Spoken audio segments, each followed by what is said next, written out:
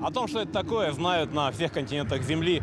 В 52 странах развивается наш национальный вид спорта масс-рестлинг. И в этом году чемпионат мира наконец-то вернулся в нашу родную республику. И чтобы вы понимали, что такое масс-рестлинг и какие здесь происходят страсти,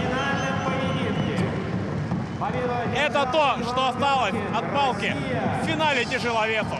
Страсти на помосте действительно разгорались нешуточные. Несмотря на то, что редкий поединок длится больше минуты, в эти считанные секунды спортсмены показали все, к чему готовились долгие месяцы.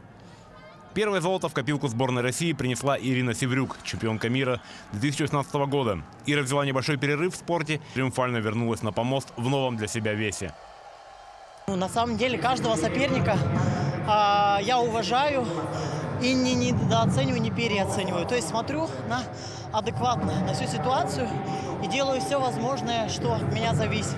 Я соскучилась по этим эмоциям, по драйву. В жизни не хватало этого экстрима, то есть я решила вернуться.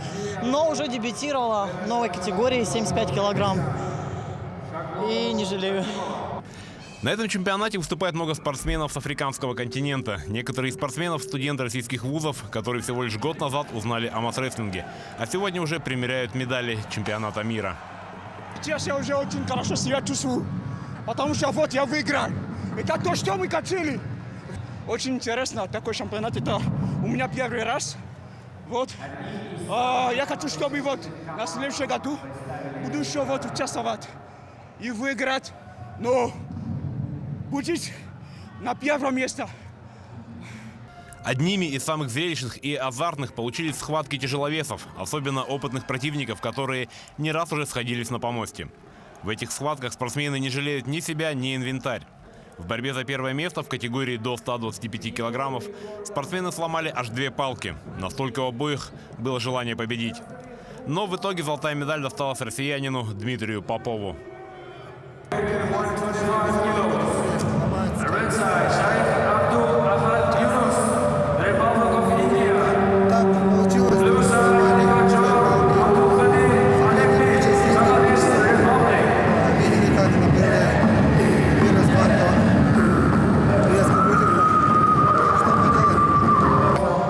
Конечно, все соперники развиваются, развитие идет очень сильно в масс-рестлинге.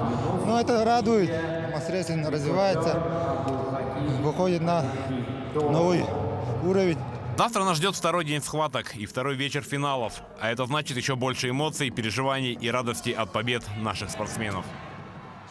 Александр Хавренко, Владимир Павлов, Якутск.